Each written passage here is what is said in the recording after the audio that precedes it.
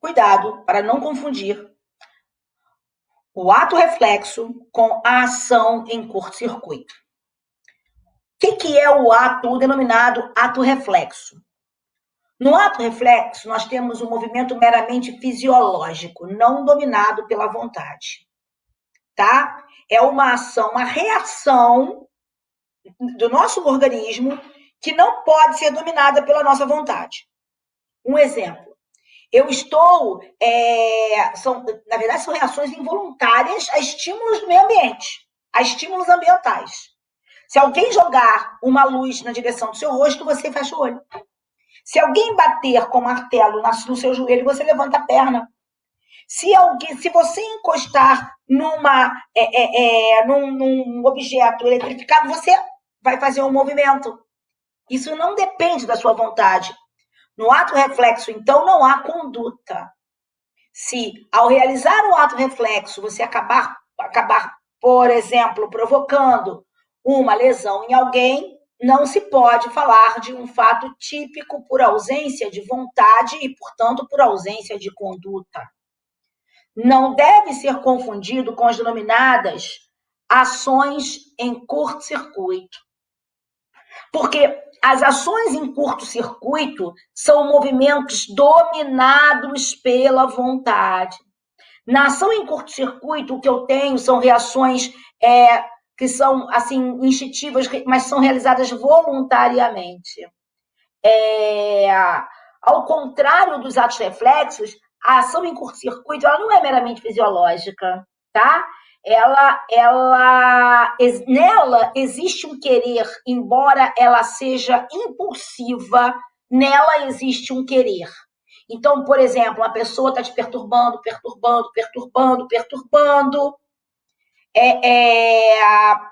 e você vai lá e, de forma impetuosa, dá um soco naquela pessoa. Neste caso, nós temos conduta.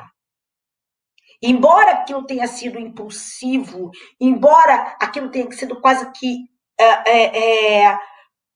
automático, mas aquilo ali é dominado pela vontade. Por esta razão, nós podemos dizer que não estará ausente a conduta. No ato reflexo, não há conduta. Na ação em curto-circuito, haverá conduta.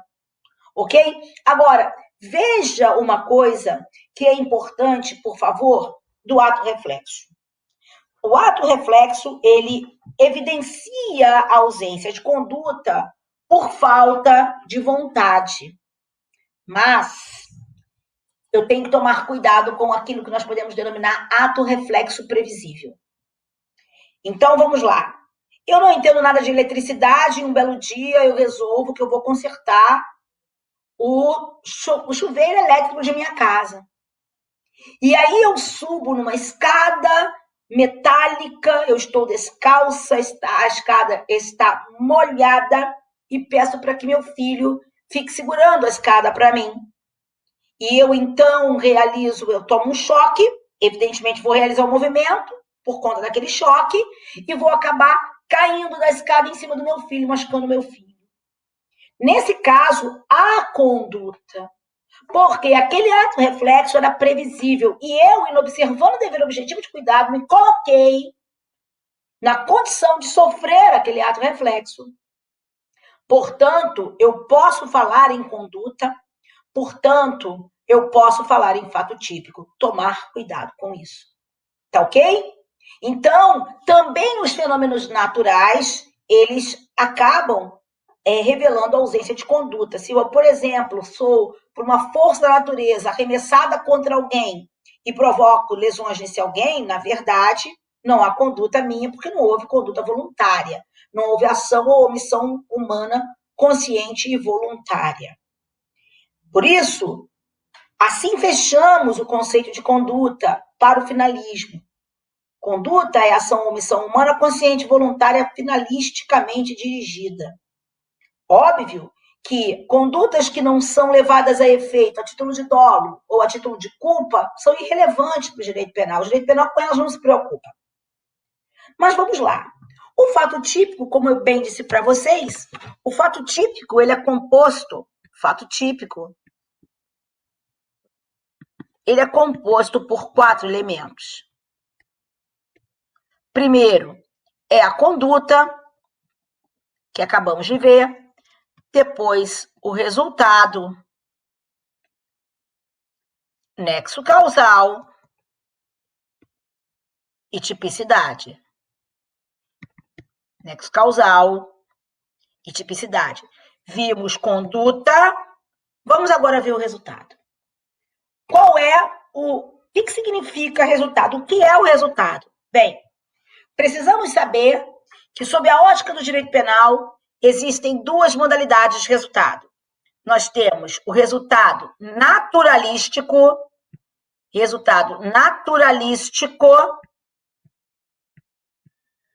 e o denominado resultado normativo ou jurídico. Então, existem 2 modalidades de resultado. Nós temos o resultado naturalístico. O que é o resultado naturalístico? O resultado naturalístico é a mudança no mundo exterior. Tá dando ruim nessa caneta aqui, como dizem, né? O resultado naturalístico é a mudança do mundo exterior provocada pelo comportamento do agente. É a morte no homicídio, é a lesão, é a subtração patrimonial no furto, é a lesão corporal. Agora, o que é o resultado normativo ou jurídico? Bem, é a violação ao bem jurídico. É a lesão ou perigo de lesão ao bem jurídico provocado pela conduta do agente. Então, prestem atenção. Quando alguém pratica um homicídio, o resultado naturalístico é a morte. E o resultado jurídico ou normativo é a lesão ao bem jurídico, vida. Ok? Quando alguém provoca um incêndio, colocando a incolumidade pública em risco, ok? Nós temos ali um resultado normativo, que é o perigo à incolumidade pública.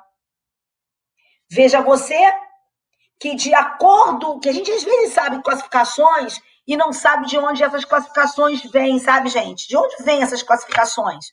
Nós fazemos muitas vezes classificações e nós não sabemos de onde elas vêm. Então, preste atenção aqui. Quando nós falamos, por exemplo, de crimes formais, vamos raciocinar juntos. Quando nós falamos de crimes formais, materiais e de conduta, nós estamos falando sobre crimes que têm ou não resultado, que exigem ou não resultado para a sua consumação. Então, preste atenção. A classificação dos crimes com relação ao resultado naturalístico é a seguinte: os crimes podem ser materiais, formais e de conduta. Quando a gente classifica crimes como materiais, formais e de conduta, tendo em vista a existência e a exigência de um resultado para a consumação. Agora, eu te pergunto, é possível nós fazermos o mesmo com o resultado jurídico ou naturalístico? A resposta é não. Porque não se pode conceber um crime sem resultado normativo, gente. Eu posso classificar crimes de acordo com a existência e a exigência de um resultado naturalístico, porque nem todo crime tem resultado naturalístico. Não existem crimes de mera conduta. Então, eu tenho crimes materiais que têm resultado e reclamam a existência, a superveniência do resultado para que se digam consumados. Tenho crimes formais que têm resultado, mas não reclamam a superveniência do resultado para que se digam consumados. E temos os crimes de mera conduta que nem resultado tem. Nem resultado tem. Então, preste atenção, eu não posso classificar crime de mera conduta tendo por critério o resultado jurídico, normativo. Porque crime de mera conduta é crime que não tem resultado. E não existe crime sem resultado jurídico. Não existe crime sem resultado normativo. Existe crime sem resultado material. Veja, toda vez que eu pratico um crime, eu provoco uma mudança no mundo exterior? Não. Não. Agora, todas as vezes que eu pratico um crime, eu trago ou não trago uma lesão ou um perigo de lesão ao bem jurídico que se tutela? Fala para mim. Claro. Todas as vezes que nós praticamos um crime, nós trazemos ou uma lesão ou um perigo de lesão ao bem jurídico tutelado. Então, não há crime sem resultado jurídico. Por isso que preste atenção. Com relação ao resultado jurídico, os crimes se classificam como crimes de dano ou crimes de perigo. Os crimes de dano, que são aqueles que trazem uma lesão ao bem jurídico, e os crimes de perigo, que são aqueles que descrevem um perigo ao bem jurídico. Então, os crimes de dano descrevem uma lesão ao bem jurídico. Homicídio, lesão corporal, o crime de dano do artigo 163, o estupro, são crimes de dano, porque eles descrevem um dano ao bem jurídico que tutelam.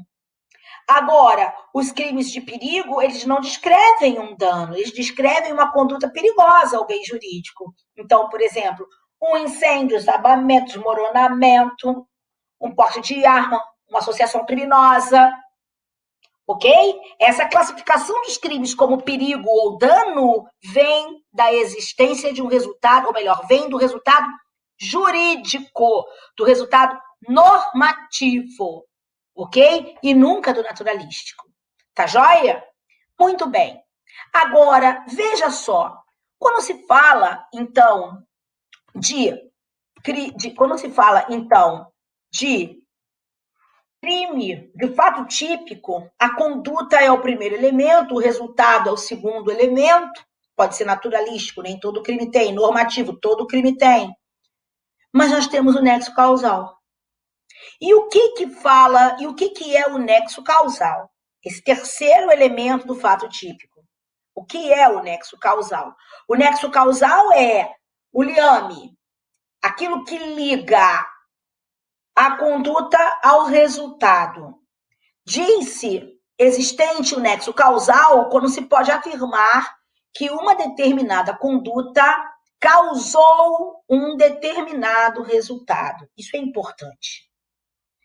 Veja o seguinte, e vamos também começar a entender o direito penal, porque muitas vezes a gente lê e não consegue entender o que está escrito nos livros. Amores do meu coração, prestem atenção comigo. Peguem aí todos vocês o artigo 13 do nosso Código Penal. Vocês pegaram aí o artigo 13 do Código Penal? Então vamos lá. Pegaram aí. O que diz o artigo 13 do Código Penal? Opa! O resultado de que depende a existência do crime só é imputável a quem lhe der causa.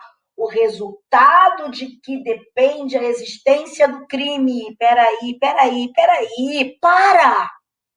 Quando a gente lê a lei, para carreira, para magistratura, para Ministério Público, são carreiras que para você fazer uma prova, você tem que entender o texto legal. Não é você decorar um texto legal, você é obrigado a entender o texto legal. Então vamos lá, meus amores. Prestem atenção aqui para mim. Olha para cá. Quando a lei diz assim, ó, o resultado de que depende a existência do crime. Gente, qual é o crime que depende da existência de resultado? Ora, e de que resultado nós estamos falando? Naturalístico ou normativo? Bem, primeiro, gente, não se pode classificar crimes que dependem ou não dependem da existência de resultado, tendo por critério o resultado jurídico ou normativo, né? Não se pode, porque o resultado jurídico ou normativo é a lesão ao bem jurídico tutelado, né? Mas, sob a ótica de depender ou não depender, o resultado de que depende a existência do crime, peraí, então nós estamos falando de crime material. Porque crimes materiais é que são crimes que dependem da existência de resultado. Então, o artigo 13, ele se propõe a estudar e a nos fornecer o conceito de nexo causal naquilo que é importante. Então, aqui, ó, presta atenção. Eu preciso estabelecer nexo causal em crime de mera conduta? Claro que não, no crime de mera conduta nem tem resultado. Então, para que descrever ou estabelecer nexo causal entre a conduta e o resultado de um crime que não tem resultado?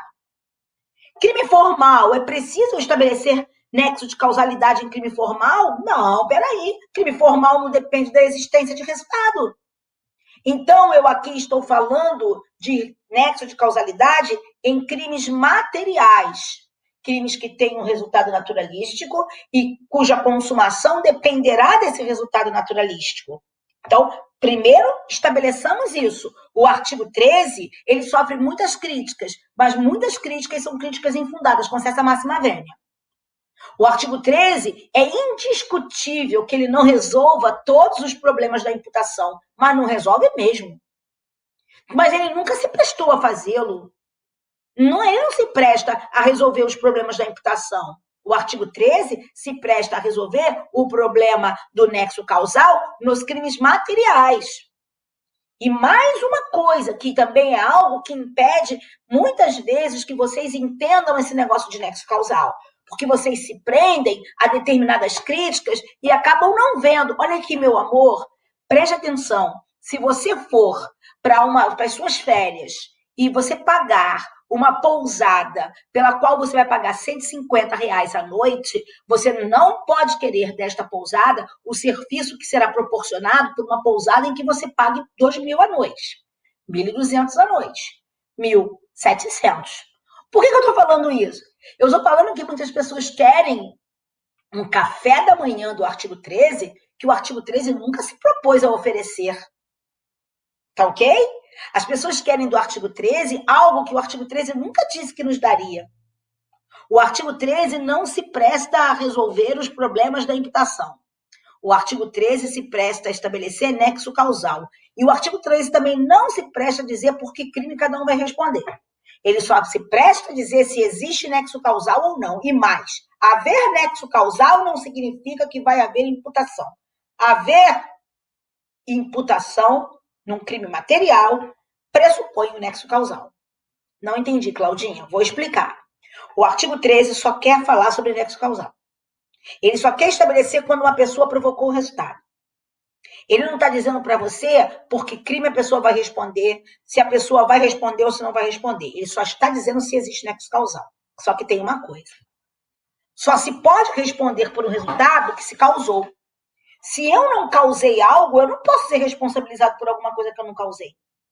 Eu fico lembrando aqui, é sempre um exemplo que eu dou nas minhas aulas, e que dá certo, porque eu gosto muito de trazer as coisas da minha vida particular, da minha experiência de vida, enfim, para as minhas aulas.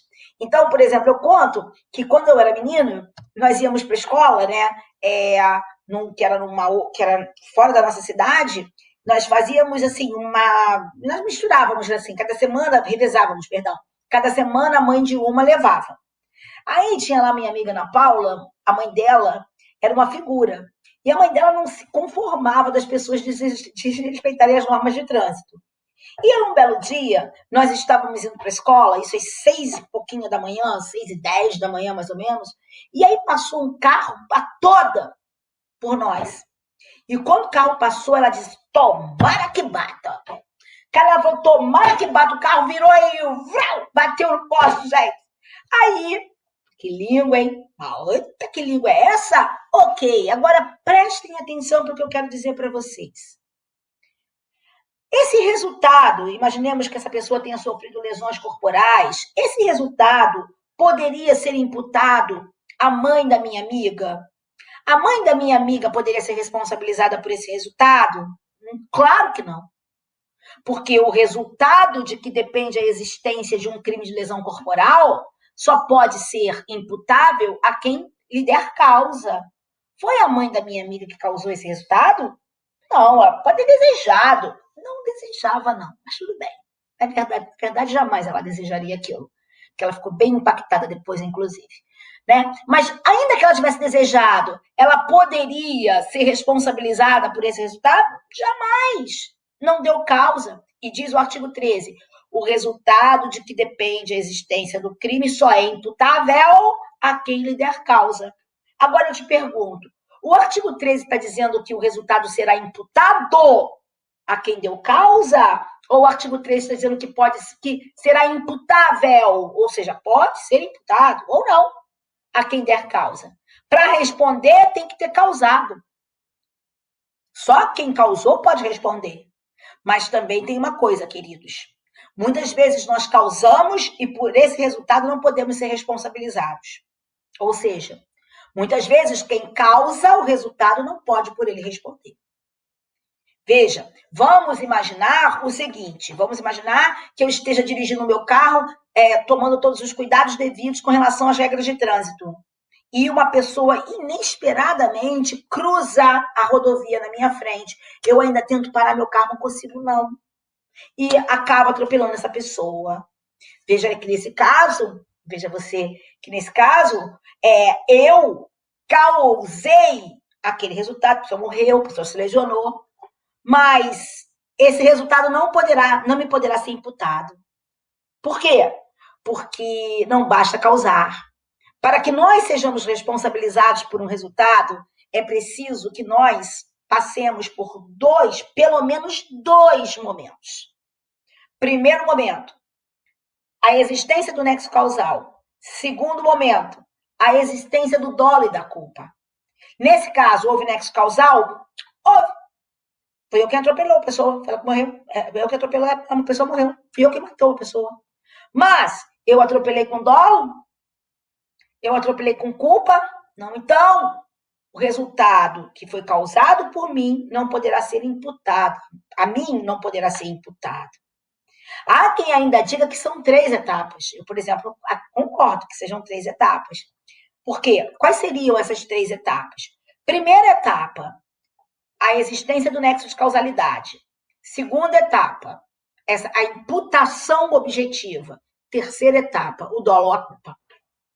Entende? Então, eu ainda coloco aqui a imputação objetiva. Agora, eu posso dizer que isso seja colocado por todo mundo? Não. Então, a imputação de um resultado a alguém dependeria, para uns, de 2 momentos. O nexo de causalidade, o dolo e a culpa, o segundo. E para outros, por 3. Dependeria de 3. O nexo de causalidade, a imputação objetiva e o dolo e a culpa. Tá? Mas nós sabemos que a teoria da imputação objetiva é uma teoria que sofre muitas críticas, duríssimas críticas, e que, portanto, nem todos concordam com ela. Por favor. Então, vamos lá. Vamos verificar o seguinte. Qual dessas 2 ou 3... Deixa eu colocar aqui para poder ficar melhor, que aí eu fico mais tranquila com vocês. Olha para cá. Imputação de um resultado. Imputação do resultado depende nexo causal. Ai, caneta. 2, imputação objetiva. 3, dolo, culpa. Deixa eu te fazer uma pergunta. Por favor, dessas fases, qual delas é tratada pelo artigo 13 do Código Penal? Qual delas é tratada pelo artigo 13 do Código Penal? Gente, só a primeira, né? Por isso que eu disse, o nexo causal do artigo 13 não se propõe a definir ou a explicar ou a solucionar os problemas da imputação, tá? Muito bem, então, no artigo 13, ninguém está estudando imputação objetiva, ninguém está estudando dolo ou culpa, e ninguém está estudando se a pessoa vai ou não vai responder pelo crime e por que crime vai responder. Só se está estudando se existe ou se não existe nexo causal. Se vocês aprenderem assim, vai ficar mais fácil para vocês. E quando existirá nexo causal? Quando eu puder dizer que aquela conduta provocou aquele resultado. Agora, quando aquela conduta eu puder dizer que é causa para o resultado. Agora, o que é causa? Causa é toda ação ou omissão sem a qual o resultado não teria acontecido como aconteceu. Professora, não está escrito isso aqui não, Claudinha. Está escrito isso aqui não. Está dizendo que causa é toda ação ou omissão sem a qual o resultado não teria ocorrido. Como ocorreu? Porque senão ninguém poderia ser responsabilizado por homicídio, porque um dia todo mundo vai morrer. Então, José atirou em João, João morreu. Se José não tivesse atirado em João, João não ia morrer um dia? Ia, mas ia morrer naquele dia, do jeito que morreu? Não. Então, a conduta de José é a causa da morte do João. José caiu de um despenhadeiro, ficou agarrado ao galho de uma árvore. Pedro foi lá e quebrou o galho da árvore, caiu, morreu lá embaixo. Olha, eu posso dizer que a conduta do João é causa da morte de José? Claro! Mas aquele galho se romperia a qualquer momento. A qualquer momento. Não naquele momento, não daquele jeito, não naquela hora. Então, a conduta foi causa para a morte do rapaz. Entenderam? Então, presta atenção. Causa é tudo aquilo sem que o resultado não teria ocorrido como ocorreu. Aqui foi utilizada a denominada teoria da conditio sine qua non. A conditio sine qua non é quem diz isso. Causa é tudo aquilo sem que o resultado não teria ocorrido. Se eu suprimo aquilo e o resultado desaparece, é porque aquilo não foi causa para o resultado. Tá ok? Muito bem. Então, mas por isso que é importante. Não teria ocorrido do jeito que ocorreu, quando ocorreu. Tá? Então, vamos lá. Muitas críticas são feitas à teoria da conditio sine qua non. E qual é a razão dessa crítica conditio sine qua non? Isso pode nos levar a um regresso no ad infinito. Verdade. Por quê? Professor, isso poderia nos levar... Vamos imaginar um homicídio com arma de fogo. O que foi causa? Atirar foi causa, pegar arma emprestada foi causa, emprestar arma foi causa, comprar arma foi causa, fabricar arma foi causa, dar autorização para a fabricação da arma foi causa, né? Porque se não votar em quem deu autorização para a fabricação da arma foi causa, então realmente tudo isso é causa mesmo. Qual é o problema disso? Tudo isso é causa. Deixa-me fazer aqui uma pergunta para vocês. Se não existissem armas de fogo, haveria uma arma para alguém matar alguém? Se não existisse arma de fogo, alguém poderia matar alguém com uma arma de fogo? Claro que não. Então a fabricação da arma é causa. Óbvio que é causa. Não vamos negar que é causa. Mas então isso não resolve muito bem. Bem, resolve sim, se você lembrar aquilo que eu te falei. Vamos lá? Quer ver uma coisa aqui, ó? Peraí. Lembra? Quando eu falo que quem fabricou a arma deu causa àquele homicídio, eu estou falando que aquela pessoa vai responder por aquele homicídio, por acaso? Quando eu falo que quem fabricou a arma deu causa para aquele homicídio, eu estou falando que aquela pessoa vai responder por aquele homicídio? Não, não, não. Eu só estou afirmando que é anexo causal. Lembrar que para ela responder por esse homicídio deverá ter a imputação objetiva, dolo e culpa, e não haverá nenhum dos dois, como nós vamos ver na frente. Tá ok? Agora, veja, uma outra questão que eu sempre faço, um outro tópico que eu sempre faço questão de falar com os meus alunos, tá? Eu não gosto de ficar fazendo aquela divisão que eu acho completamente desnecessária. Causas absolutamente independentes, rompem, não rompem, nexo causal, papapá. Vamos lá, preste atenção. Muitas vezes, mais de uma causa inicia aquilo que nós podemos denominar curso causal. Às vezes, mais de uma